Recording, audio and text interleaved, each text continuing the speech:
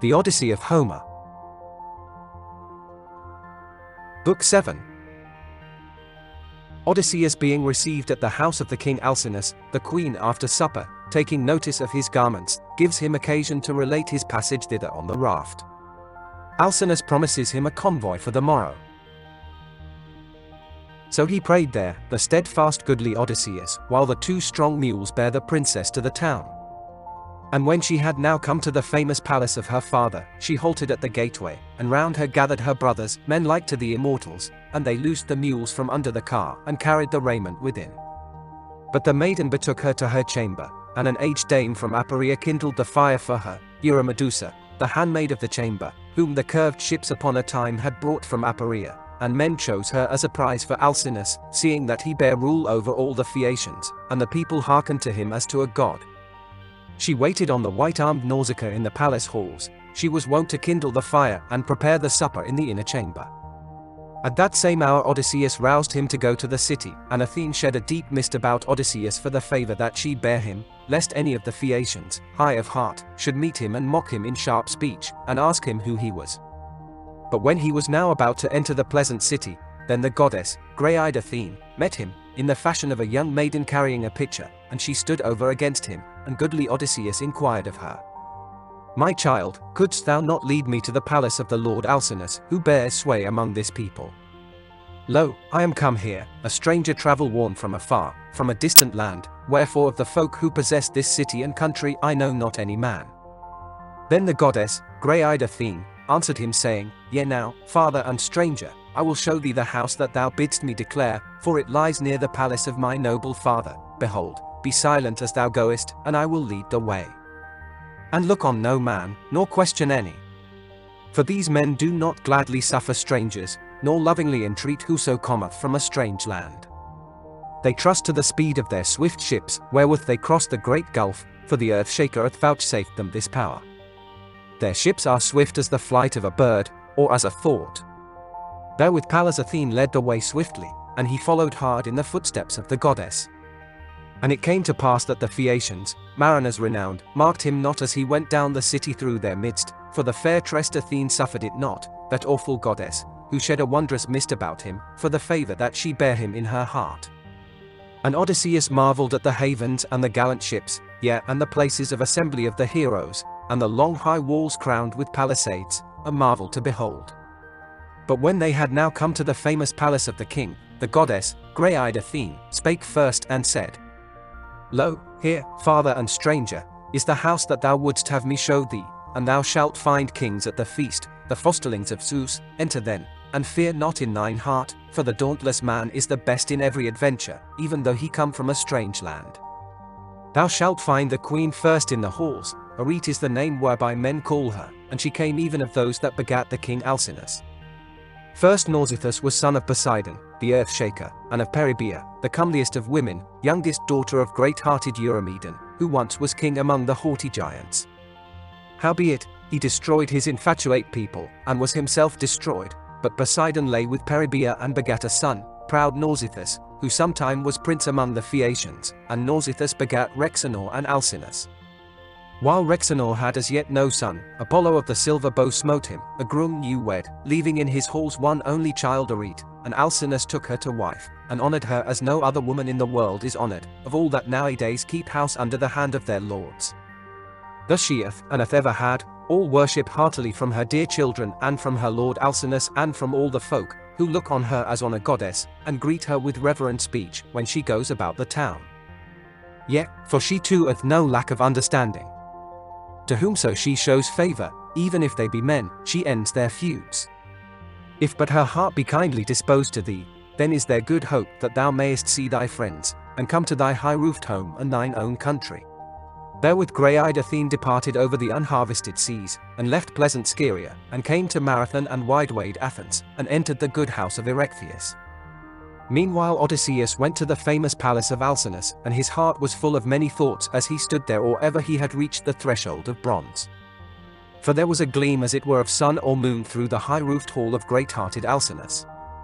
Brazen were the walls which ran this way and that from the threshold to the inmost chamber, and round them was a frieze of blue, and golden were the doors that closed in the good house. Silver were the doorposts that were set on the brazen threshold, and silver the lintel thereupon, and the hook of the door was of gold. And on either side stood golden hounds and silver, which Hephaestus wrought by his cunning, to guard the palace of great-hearted Alcinous, being free from death and age all their days. And within were seats arrayed against the wall this way and that, from the threshold even to the inmost chamber, and thereon were spread light coverings finely woven, the handiwork of women. There the Phaeacian chieftains were wont to sit eating and drinking, for they had continual store. Yea, and there were youths fashioned in gold, standing on firm set bases, with flaming torches in their hands, giving light through the night to the feasters in the palace. And he had 50 handmaids in the house, and some grind the yellow grain on the millstone, and others weave webs and turn the yarn as they sit, restless as the leaves of the tall poplar tree, and the soft olive oil drops off that linen, so closely is it woven. For as the Phaeacian men are skilled beyond all others in driving a swift ship upon the deep, even so are the women the most cunning at the loom, for Athene hath given them notable wisdom in all fair handiwork and cunning wit. And without the courtyard hard by the door is a great garden, off our ploughgates, and a hedge runs round on either side. And there grow tall trees blossoming, pear trees and pomegranates, and apple trees with bright fruit, and sweet figs, and olives in their bloom. The fruit of these trees never perisheth neither faileth, winter nor summer, enduring through all the year. Evermore the west wind blowing brings some fruits to birth and ripens others. Pear upon pear waxes old, and apple on apple, yea, and cluster ripens upon cluster of the grape, and fig upon figure. There too hath he a fruitful vineyard planted, whereof the one part is being dried by the heat, a sunny plot on level ground, while other grapes men are gathering, and yet others they are treading in the winepress. In the foremost row are unripe grapes that cast the blossom, and others there be that are growing black to vintaging.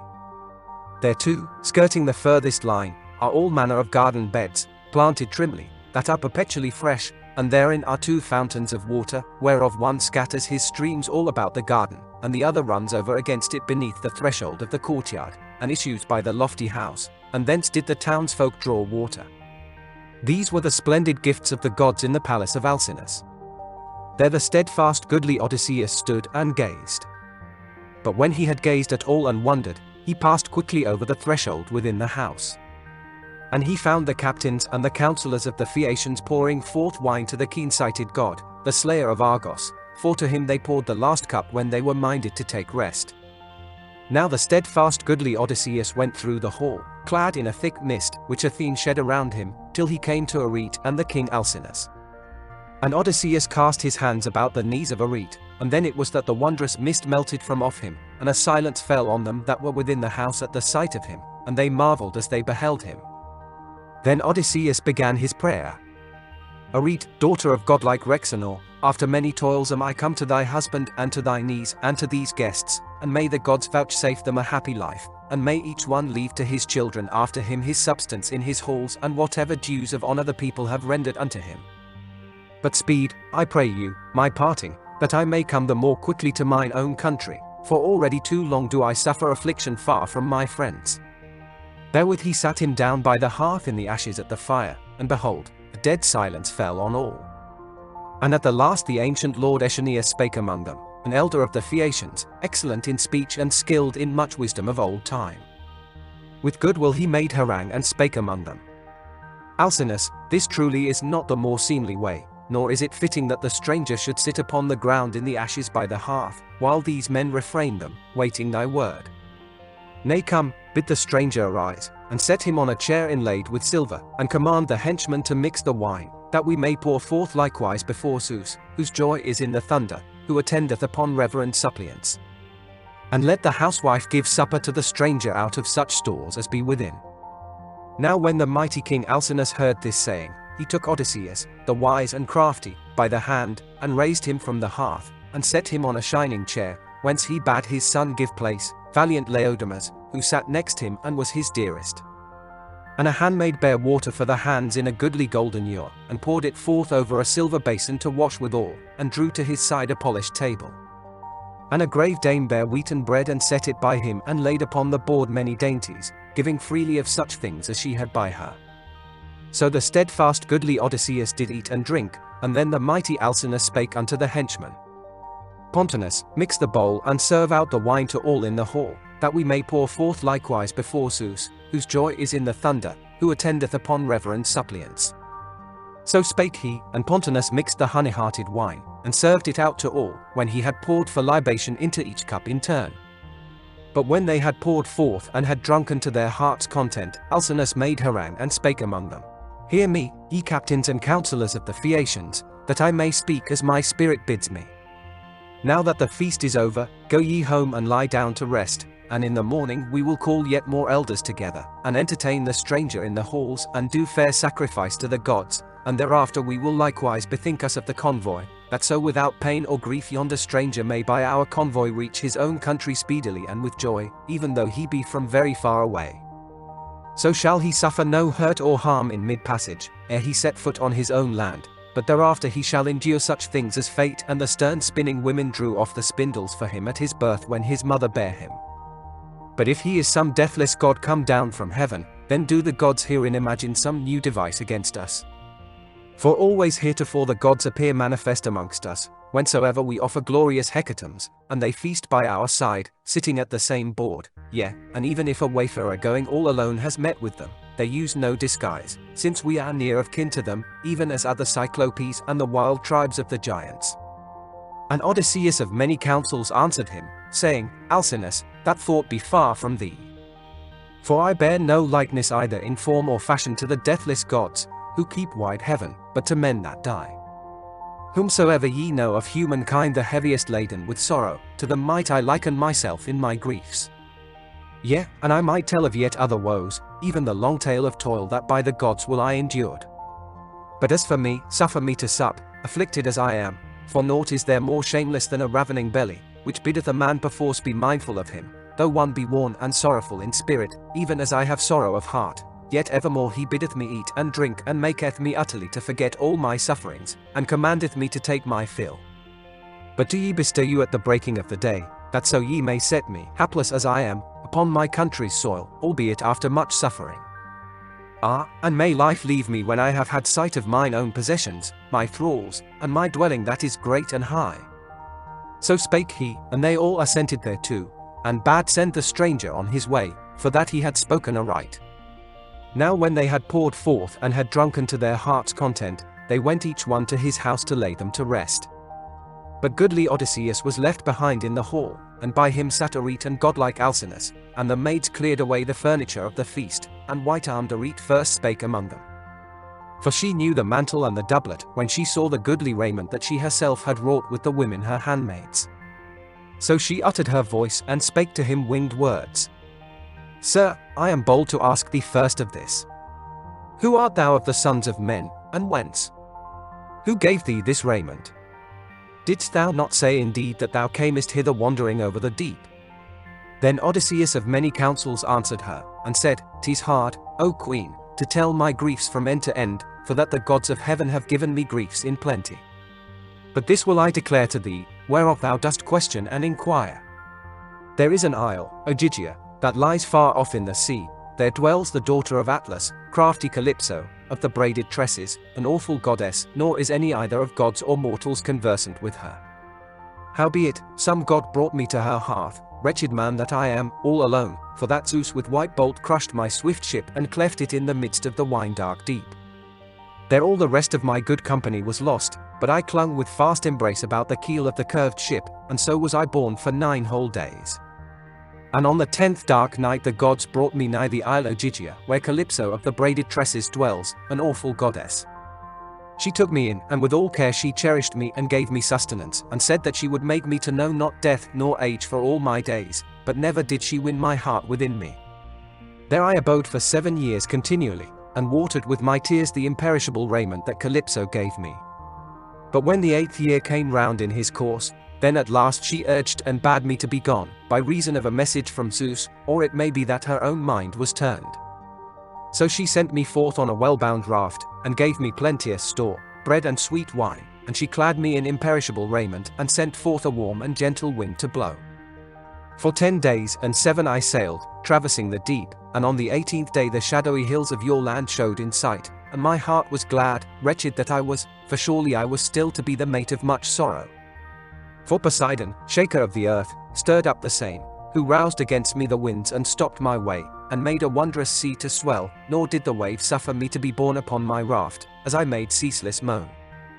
Thus the storm winds shattered the raft, but as for me I cleft my way through the gulf yonder, till the wind bare and the water brought me nigh your coast. Then as I strove to land upon the shore, the wave had overwhelmed me, dashing me against the great rocks and a desolate place, but at length I gave way and swam back, till I came to the river, where the place seemed best in mine eyes, smooth of rocks, and withal there was a shelter from the wind. And as I came out I sank down, gathering to me my spirit, and immortal night came on. Then I gat me forth and away from the heaven-fed river, and laid me to sleep in the bushes, and strewed leaves about me, and the god shed over me infinite sleep. There among the leaves I slept, stricken at heart, all the night long, even till the morning and midday. And the sun sank when sweet sleep let me free. And I was aware of the company of thy daughter disporting them upon the sand, and there was she in the midst of them like unto the goddesses. To her I made my supplication, and she showed no lack of a good understanding, behaving so as thou couldst not hope for in chancing upon one so young, for the younger folk lack wisdom always. She gave me bread enough and red wine, and let wash me in the river, and bestowed on me these garments. Herein, albeit in sore distress, have I told thee all the truth. And Alcinous answered again, and spake saying, Sir, surely this was no right thought of my daughter, in that she brought thee not to our house with the women her handmaids, though thou didst first entreat her grace. And Odysseus of many counsels answered, and said unto him, My lord, chide not, I pray thee, for this the blameless maiden. For indeed she bade me follow with her company, but I would not for fear and very shame, lest perchance thine heart might be clouded at the sight, for a jealous race upon the earth are we, the tribes of men. And Alcinous answered yet again, and spake saying, Sir, my heart within me is not of such temper as to have been wroth without a cause, due measure in all things is best.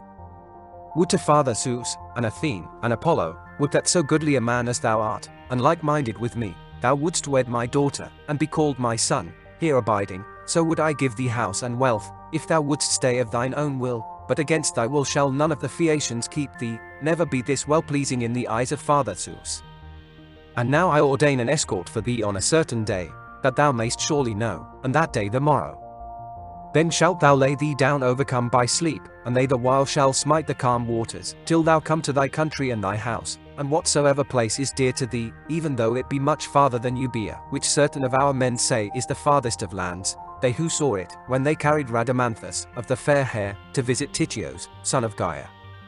Even thither they went, and accomplished the journey on the self-same day, and won home again, and were not weary. And now shalt thou know for thyself how far my ships are the best, and how my young men excel at tossing the salt water with the oar-blade. So spake he, and the steadfast goodly Odysseus rejoiced, and then he uttered a word in prayer, and called aloud to Zeus, Father Zeus, O that Alcinous may fulfill all that he hath said, so may his fame never be quenched upon the earth, the grain-giver, and I should come to mine own land. Thus they spake one to the other. And white-armed Arete bade her handmaids set out bedsteads beneath the gallery, and cast fair purple blankets over them, and spread coverlets above, and thereon lay thick mantles to be a clothing over all. So they went from the hall with torch in hand. But when they had busied them and spread the good bedstead, they stood by Odysseus and called unto him, saying, Up now, stranger, and get thee to sleep, thy bed is made. So spake they, and it seemed to him that rest was wondrous good. So he slept there, the steadfast goodly Odysseus, on the jointed bedstead, beneath the echoing gallery. But Alcinous laid him down in the innermost chamber of the high house, and by him the lady his wife arrayed bedstead and bedding. Thank you for watching. If you are enjoying the Odyssey, please let us know by hitting the like button, or by adding a comment below. We would love to hear from you. We hope to see you again for more on the Classic Masterworks channel.